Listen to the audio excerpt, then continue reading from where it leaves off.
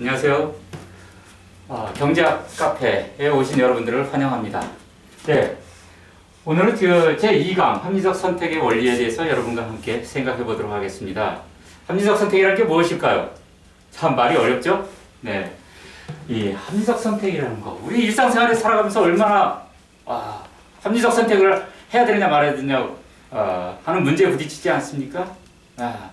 예를 들어가지고 요즘 한창 언론에서 떠드는 집을 사야 될까 말아야 될까.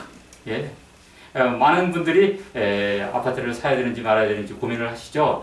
이자율은 사상 최저치로 금리가 1.75%로 인하됐고 시중에 돈은 넘쳐난다.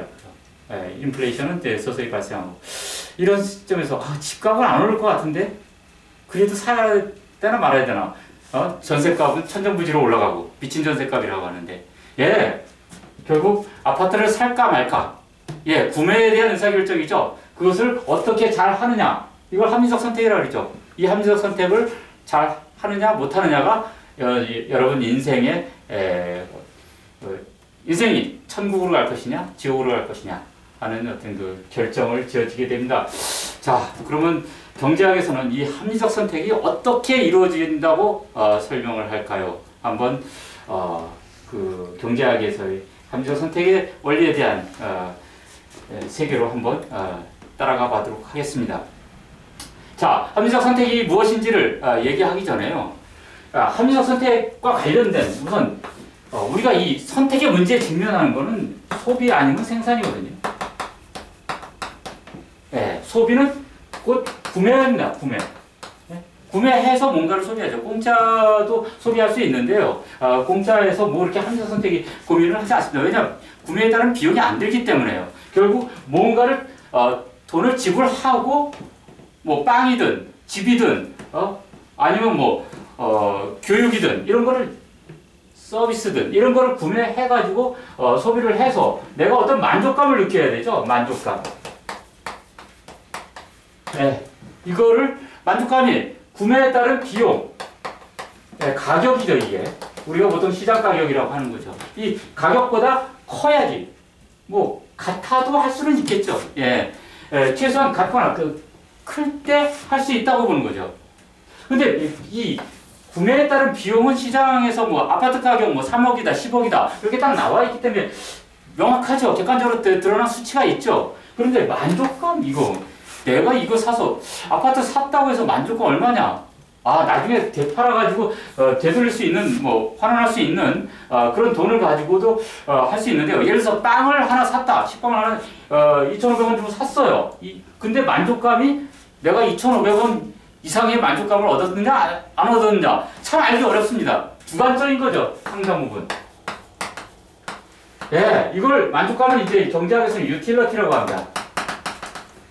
효용이라는 말을 붙이죠. 효용.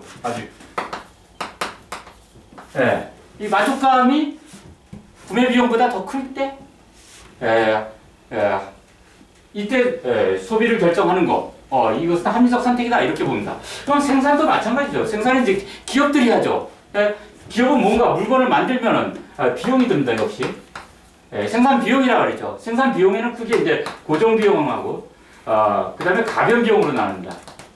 고정 비용은 어떤 공장 땅이라든가 건물이라든가 사무실 이런 것처럼 기계 장비 이런 것처럼 단기간에 투입량이 변하지 않는 거 생산량의 조절과 상관없이 들어가는 그 비용들을 얘기하고 가변 비용은 어떤 원재료라든가 노동량 이런 생산량의 변화에 따라서 투입량이 이렇게 그때 조정되는 이런 그 비용을 가변 비용이라고 하죠. 기업들이 고정 비용과 가변 비용을 들여가지고 생산을 하죠. 생산을 해서 뭘 얻습니까? 판매를 하죠. 이걸 수익이라고 합니다. 이 수익이 비용보다 크거나 같아야죠. 최소한. 어떤 기업들은 장사꾼들 그러죠.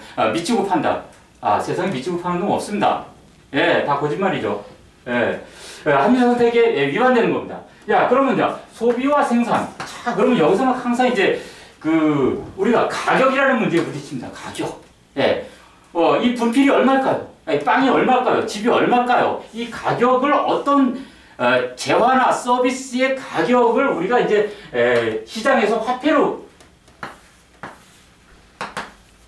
표시한다.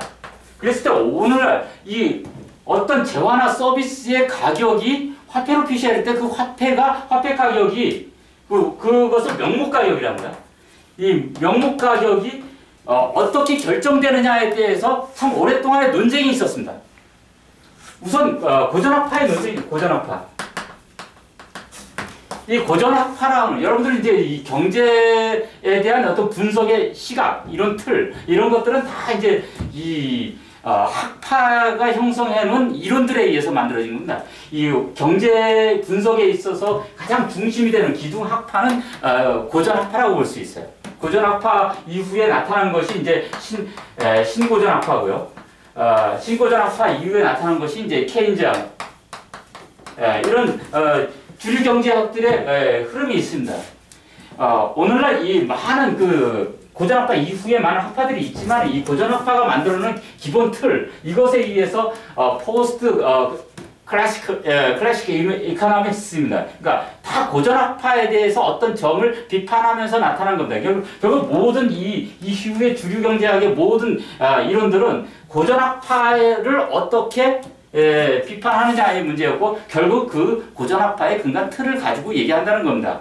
그러면 고전학파에서 어떤 재화나 용역 서비스죠. 그 어떤 그 상품의 가격이 어떻게 형성되느냐. 이 고전학파에서는 이건 노동 투입량에 의해서 결정된다고. 노동의 질, 기술, 수준, 이런 것에 의해서 결정된다고 본 것이고, 이 고전학파의 이러한 아이디어, 이것을 노동 가치설이라고 하는 거예요. 바로 이 노동 가치설을 기반으로 해서 고전학파는 거대한 생산에 대한 이론을 전개한 겁니다. 생산, 프로듀스에 대해서 얘기를 한 거예요. 고전학파가 발견한 어떤 이 경제 현상에 대해서 가장 우리가 자연과학에서 얘기하는 뉴턴이 발견한 뭡니까? 만유인력의 법칙이라는 것이죠. 그 만유인력의 법칙, 어떤 그 자연계에 존재하는 웅대한 원리, 법칙, 이것에 비견되는 어떤 인간 경제 활동에 관한 어떤 우리가 피할 수 없는 숙명과도 같은 원칙이 있다. 그것을 한계 생산 체감의 법칙이라는 겁니다. 어떤 노동량이라든가 자본량이 이렇게 투입이 되어 쭉 이렇게 이루어졌을 때요. 국민 총생산이라는 거죠. 생산량이라는 것은 한 국가의 총생산량이라는 것은 증가하기는 하지만 이런 체감하는 형상. 그러니까 한계 생산량이 쭉 체감하는 법칙이 있다. 이런 걸 본 것이고, 결국 한 경제가 발전하기 위해서는 이것을 쭉 증대시키는 즉 기술 개발, 노동 투입량의 증가, 노동의 어떤 질적 혁신, 이런 것들이 이루어져야 된다라고 본 것이고, 어떤 경제 현상에 대한 분석의 틀을 생산에다 초점을 맞춘 것이 고전학파입니다. 자, 고전학파에서는 바로 이 노동이 가치를 결정한다고 봤죠. 자, 노동이 가치를 결정한다고 보니까 여기서 문제가 생겼습니다. 어떤 문제가 생겼냐? 이 고전학파가 등장했던 아담 스미스가 국부론을 발간한 것이 1776년이에요. 이때부터 멜더스라든가 그 다음에 리카르도 이런 고전학파 학자들이 1770년대부터 1800년대 중반까지, 1860년대까지 고전학파의 전성기를 형성하는데요. 이때 이제 산업혁명기가 성숙기에 이르면서 영국을 중심으로 해서 기업의 대규모화가 발생하고, 독과점 현상들이 나타나고, 노동은 피폐해지고, 이런 현상이 등장한다. 그런데 이게 모순이 발생하죠. 상품의 가치를 노동이 결정하는데 왜 노동자들이 가난하냐? 고전학파가 발견한 또 하나의 법칙이 임금 생존비 이설이라는 거거든요. 자, 노동자의 임금은 계속 자신들의 한계 생산, 한계 생산물만큼 이렇게 배분을 받는데, 자신의 가족이라든가 이런 것들을 생계를 유지하고 재생산을 하는 수준에서만 계속 유지될 수밖에 없다고 보는 것이에요. 계급적 관점에서 본 겁니다. 주요한 이윤들, 왜냐? 인구가 증가하면서 주요한 어떤 생산으로부터 나온 모든 이익들의 대부분들을 지주들이 가져간다고 보는 겁니다. 지주. 이것을 발견한 사람들이 대표적인 사람이 이제 데이비드 리카르도죠. 고전학파에. 리카르도는 그 유명한 여러분들 차액지대론이라는 걸 아시죠? 차액지대론요? 예, 차액지대라는 거는 원래 중심토지에서 생산을 하다가 점점 인구가 증가하면서 생산력이 떨어지는 한계 토지까지 쭉 사용을 하게 되고요. 결국 지대라는 거는 그 한계 토지와 더 높은 생산력을 보이는 토지와의 그 생산력의 차이, 그 부분이 지대로 발생하는 것이고요. 결국은 인구 증가 때문에 한계 토지까지 경작이 이루어지면서 지대가 발생하는 것이고, 기업의 원리에서도 모든 대부분의 그런 이익들이 지주계급이라든가 이런 쪽으로 다 이익이 흘러가고, 노동자들은 생존비 수준의 임금만 지급받는다. 그러므로 자본주의 경제의 미래는 암담하다. 우물한 얘기를 했던 것이 이 고전학파, 멜더스라든가 리카르도를 비롯한 이런 고전학파들의 얘기죠. 바로 이 노동가치설을 기반으로 해서 등장한 사람이 칼 막스죠. 예, 칼 막스는 고전학파가 얘기한 자본주의 원리를 그대로 가지고 와가지고 거기다가 플러스 변증법적 역사 발전 법칙을 살짝 갖다가 자본주의 종말론을 얘기한 겁니다. 그러니까 칼 막스는 노동가치설이 상품의 가치가 노동에 의해서 결정되는데 왜 노동자가 제일 임금 생존비설에서 증명하듯이 왜 가장 적은 파이만 배분을 받고 헐벗고 대부분의 지주라든가 부르주아 계급들이 왜 다 모든 이익들을 다 가져가야 되느냐, 이런 붕괴 문제를 거론한 것이고요. 이 노동가치설을 가지고 그 유럽을 중심으로 해서 사회주의 혁명을 계속 모색을 한 거죠. 바로 칼 막스를 중심으로 이런 사회주의 혁명 운동이 1800년대 후반에 급격히 일어납니다. 물론 이제 이 칼 막스가 자본론을 발표한 게 1867년이에요. 이 자본론을 중심으로 해가지고 프랑스, 이 영국을 중심으로 해서 자본주의를 엎어버리고 사회주의 혁명을 하자라는 것들이 등장하고요. 그 다음에 우리가 페이비안 협회라고 있습니다.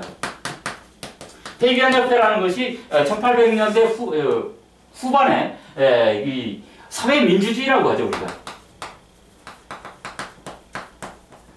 사회민주주의 세력이죠. 이것은 자본주의를 완전히 뒤집어 엎을 게 아니라 자유민주주의 체제를 어느 정도 유지하면서 그 사회주의적 요소를 플러스 해가지고 자본주의의 모순점들을 극복하자라는 것이 사회민주주의의 이데올로기였고요. 그것을 추진하는 중심 세력들이 페이비안 협회라는 걸로 결성이 됩니다. 이것처럼 유럽은 1800년대 후반에 칼 막스의 사회주의 혁명 운동하고 그 다음에 사회민주주의 페이비안 협회를 중심으로 한 사회민주주의 운동이 격하게 자본주의 체제를 위협을 하는 계기가 됩니다. 그런 흐름이 일어납니다. 이러면서 고전학파가 결국은 얘네들의 씨앗을 뿌려넣어 준 거죠. 원상이 된 겁니다.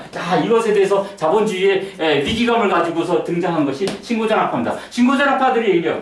그러면 상품의 가치를 결정하는 것은 노동이 아니라고 보는 거예요.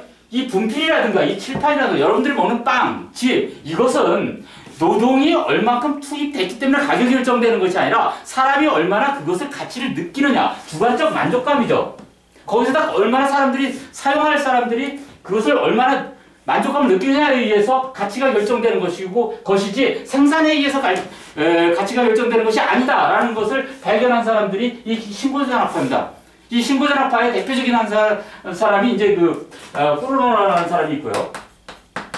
꾸르노는 그 유명한 여러분들 요즘 결국 기업에 있어서 이윤국대의 원칙이 뭡니까? MR=MC죠.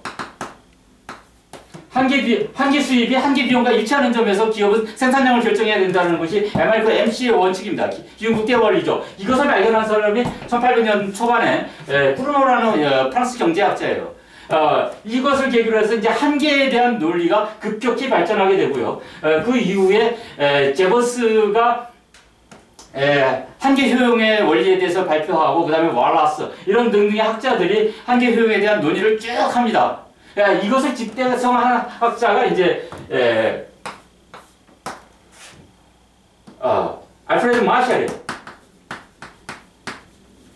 여러분들 그 경제학 책에서 흔히 나오는 그 마샬의 그 유명한 말이 있죠. 머리는 차갑게, 가슴은 뜨겁게. 예, 그렇습니다. 예, 이 알프레드 마샬은 이제 그 케임브리지 대학의 교수였고요. 이 케임브리지 대학을 중심으로 해가지고, 이 한계주의 혁명, 마지널리스트 레볼루션을 완성한 그런 그 학자입니다. 결국 이 신고전환파의 마지널리스트 혁명은 이 한계의 논리에 의해서, 즉 어떤 상품의 가치라는 것은 사용자가, 소비자가 느끼는 만족감, 주관적인 만족감의 화폐 가치에 의해서 상품의 가치는 결정되는 것이고, 즉 효용에 의해서 상품의 가치는 결정되는 것이지 생산비에 의해서 결정되는 것이 아니다 라는 논리로 해가지고 이 칼 막스를 중심으로 해서 사회민주주의 운동, 공산주의 혁명운동 이런 것으로부터 자본주의의 위기를 구해내고자 했던 이 학파의 패러다임이라고 볼 수 있겠습니다. 자, 여기서 그러면 이제 우리는 소비와 생산에 있어서 결국은 만족감이 비용보다 커야 되고 수익이 비용보다 커야지 그것은 소비와 생산에 있어서 바람직한 선택 행위가 된다라고 했습니다. 그런데 우리가 여기서 경제 원리에서 이 비용이라고 할 때요, 우리가 일상생활에서 얘기하는 비용하고 상당히 다릅니다. 이 경제학에서 얘기하는 비용이라는 것은 기회비용을 얘기하는 거예요. 예, 보통 우리가 무엇을 어떤 그 생산 행위를 하기 위해서는 아니면 소비 행위를 할 때 거기에 들어가는 직접적인 비용들이 있죠. 예, 우리가 영화관을 가서 2시간 동안 영화관을 가서 영화를 봅니다. 그러면 영화 티켓 비용이 10,000원이에요. 그러면 직접 들어간 비용은 10,000원이죠. 그러면은 이 소비 행위에 따른 영화 소비 행위에 따른 비용은 10,000원이다. 이렇게 보는 것이 아닙니다. 경제학에서는요. 내가 2시간 동안 딴 데 가서 아르바이트를 하면은 20,000원을 벌 수 있다. 시간당 10,000원씩. 상당히 고가죠. 고임금입니다. 20,000원을 벌 수 있다. 그러면은 내 비용은 그 영화 티켓비 10,000원이 아니라 20,000원이 되는 겁니다. 예, 기회비용으로 보는 거죠. 이처럼 기회비용은 우리가 명시적으로 지불한 비용, 화폐 비용 이것 위에 그 묵시적으로 들어갔다는 비용, 이것을 포함한 개념이고요. 한번 예를 들어가지고 기회비용의 개념을 보도록 하겠습니다. 홍길동이라는 사람이 회사 다니다가 때려쳤어요. 그리고서 사업을 차렸습니다. 열받아가지고요. 사업을 차렸는데 인형을 만드는 사업이에요. 인형을 만들려고 좀 기계를 1억 원어치 샀고요. 공장 부지 임대료로 연간 1천만 원이 들어갑니다. 그리고 직원 3명을 고용했더니 그들 3명이 각각 2천만 원씩 6천만 원의 연봉을 지급을 하게 됩니다. 그리고 인형 재료비로 2천만 원어치 구입을 하고요. 또 자금이 부족해서 은행에서 융자를 1억 원 받았더니 1년간 이자만 10%, 즉 1천만 원을 지급을 해야 됐습니다. 자, 여기까지는 이 홍길동이가 이 은행 사업을 인형 공장을 운영하는 사업을 하면서 직접적으로 들어간 직접 비용이죠. 이걸 명시적 비용이라고 합니다. 이에 대해서 홍길동이가 그 자금이 부족을 해가지고 1억 원의 정기예금을 들었던 것을 중도 해지를 해가지고 원래는 해지하지 않았으면 1년간 10%의 이자에 해당하는 1천만 원을 받을 수 있었는데 받지 못하게 되죠. 받지 못하게 된 겁니다. 그리고 또 자기가 인형 공장 하지 않고 기존에 다니던 직장을 때려치지 않고 그 회사에 다녔으면은 1년에 5천만 원의 월급을 받았을 텐데 받지 못하게 되는 안타까움이 발생하는 거죠. 자, 이 은행 예금 해지에 따른 1억 원의 손실과 1억 원에 대한 이자 손실 1천만 원과 그다음에 포기한 연봉 5천만 원, 이것은 우리가 무시적 비용이라고 합니다. 그래서 홍길동이 이 인형을 팔아가지고 연간 총수입이 3억 원 발생했다면요, 이 명시적 비용 2억 원과 묵시적 비용 6천만 원, 이거를 합한 걸 기회비용이라고 하는 겁니다. 예, 이 기회비용을 합쳐서 빼면은 수익에서 기회비용을 빼면은 4천만 원이죠. 4천만 원의 순수익이 발생하게 됩니다. 예, 이럴 경우 네, 이 홍밀도니가 이 프로젝트에서 이 사업은 합리적 선택이라고 볼 수 있습니다. 예, 합리적 선택은 참 여러 가지로 나타나요. 생산에서만 나타나는 것이 아니고요. 이 기회비용의 문제는 소비에서도 나타납니다. 예를 들어서 내가 떡볶이를 먹을까 김밥을 먹을까 고민을 많이 하지 않습니까? 떡볶이에 하나에 1,000원이라고 하고요. 김밥 하나에 2,000원이라고 해보세요. 그러면은 우리가 이것은 화폐로 표시한 명목 가격입니다. 그런데 김밥의 비용을 떡볶이로 표현할 수 있거든요. 떡볶이 한 접시가 1,000원이니까 김밥 한 줄의 가격이 2,000원이고요. 그러면 김밥 한 줄의 가격을 떡볶이로 표현하면 떡볶이 2접시가 됩니다. 그리고 떡볶이 한 접시의 가격을 김밥으로 표시하면요, 김밥 반줄이 되는 겁니다. 2분의 1줄이요. 예. 여기서 이제 가격이 변동, 이 화폐 가격이 변동했을 때 여러분들 조심하셔야 돼요. 이런 현상을. 그래서 떡볶이의 가격이 1,000원에서 2,000원으로 한번 상승한다고 해보세요. 이제 김밥의 가격은 변동이 없고요. 그러면 떡볶이의 가격을 구매에 따른 비용이죠. 그 비용을 김밥으로 표현하면 김밥 한 줄이 됩니다. 이해하시겠어요? 그러면 기존의 1,000원일 때의 떡볶이의 비용을 김밥으로 표현하면은 김밥 반 줄이거든요. 그런데 김밥 한 줄이 됐죠. 가격이 상승한다. 화폐 가격이 상승한다라는 거는 이 어떤 특정한 재화만 화폐 가격이 상승한다라는 거는 결국 상대적으로 표현한 다른 재화로 표현한 가격, 즉 기회비용은 증가한다라는 것을 의미하는 겁니다. 예, 이해하시겠습니까? 그리고 떡볶이의 가격만 상승하고 그러면요, 김밥 한 줄의 기회비용을 떡볶이로 표현했을 때 떡볶이 기존에 2분의 1 접시였는데 반 접시였는데 이번에는 한 접시가 되어버리죠. 기회비용이 증가하는 거죠. 예, 이처럼 어떤 재화나 서비스에 그런 명목 가격이, 즉 화폐 가격이 변동이 되면은 기회비용도 변동됩니다. 그러나 여러분들 조심하셔야 돼요. 내가 돈을 4,000원을 가지고 있는데 총 재산이 내가 4,000원인데 4,000원일 때는 떡볶이 두 줄 하고, 내가 기존에 떡볶이 2줄 하고 김밥 한 줄, 떡볶이 한 접시하고 2접시하고 김밥 한 줄을 이렇게 사 먹을 수 있었죠. 그런데 내가 소득이 4,000원에서 8,000원으로 증가했어요. 소득은 증가하고 이 재화의 어떤 가격이 변동이 없을 때는 기회비용은 그대로입니다. 예, 소득과 무관한 문제죠. 여러분들 합리적 선택은 결국은 기회비용의 문제고요.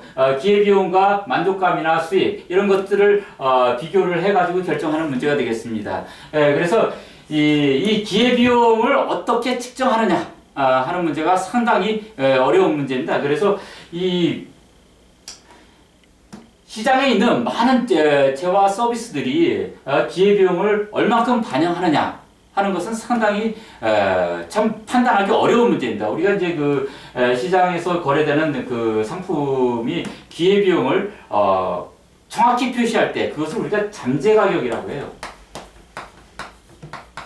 예, 이 잠재가격이라는 건 이제 섀도우 프라이스 라는 거거든요. 그림자 가격 뭐 이렇게도 말을 하는데요. 예, 얼마나 이 기회비용을 정확히 표시하느냐 하는 것은 사실 상당히 판단하기 어렵지만은 결국 인간이 인위적으로 어떤 정부라든가 어떤 기구에 의해서 강제적으로 중앙집권적으로 이렇게 이것은 뭐 100원이야, 어떤 이 칠판은 10만 원이야, 이런 식으로 해서 어떤 중앙집권적으로 결정하는 가격보다는 시장의 가격 기구에서 자동 조절이 돼가지고 균형 가격으로 형성된 그 가격이 이 기회비용을 가장 근사치로 반영하는 가격이 된다라는 것이 이 경제 분석의 기본 원리입니다. 그것을 보여주는 원리가 이제 그 생산 가능 곡선이에요. 그래서 우리는 결국은 이제 합리적 선택의 가장 원리는 결국은 그 어떤 소비와 생산으로부터 얻을 수 있는 그런 그 만족감, 이익하고요, 비용, 즉 기회비용과의 비교의 문제고, 우리는 그 비용을 정확히 측정하고 비교하는 그런 문제로 초점을 맞춰야 된다라는 것이고요. 그래서 다음 시간에는 생산 가능 곡선에 대한 분석을 해보도록 하겠습니다. 자, 오늘 제2강 합리적 선택의 원리에 대해서 여러분과 함께 살펴봤습니다. 자, 즐거우셨나요? 예, 감사합니다. 다음 시간에 또 뵙도록 하겠습니다. 감사합니다.